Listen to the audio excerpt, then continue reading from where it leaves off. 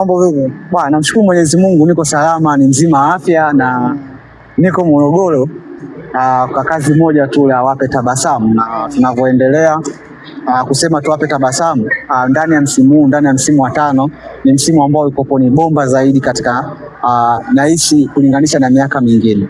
Kwa sababu zipo tu za ushahidi wa kawaida. Ya kwanza, mwaka huu tumewagusa maafisa usafirishaji ambao tutazungumza bodaboda, waliweza kupata reflector, vile vile wamepewa na mafuta katika pikipiki zao.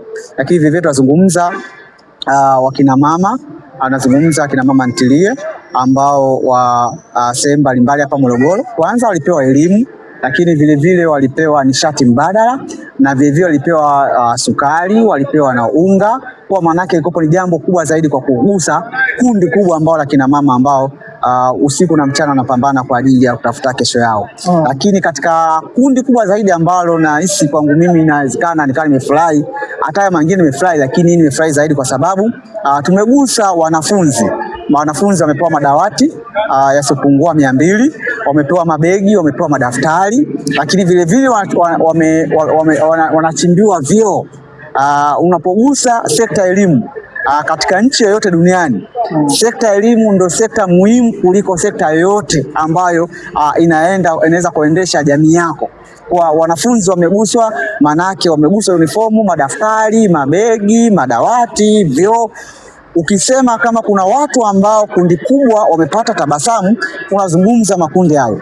Unazungumza watoto wa nchi ambao kesho yao inaweza kuwa bora zaidi kwa kulea madawati, unazungumza mama ntilie, unazungumza watu wa faida. Lakini jambo kubwa kuliko lote katika Wape Tabasamu tunazungumza wafanyabiashara wadogo wadogo baada ya kuja hili tamasha. Unajua kuja tamasha hili kwa maana yake unagusa mtu mmoja mmoja. Tunazungumza watu wa bodaboda ambao watu wamesafiri kutoka safari za mbali, wamekuja hapa, wametumia usafiri wa bodaboda, wametumia bajaji, wametumia taksi. Tunazungumza mama ntilie, uchumi wao baada ya watu kuongezeka, maana yake uchumi wa Morogoro umesimka.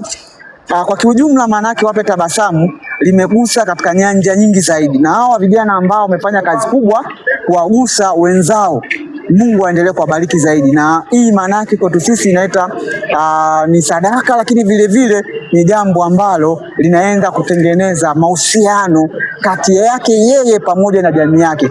Ni jambo kubwa zaidi, na Mungu abariki sana kwa kazi kubwa ambayo imefanyika.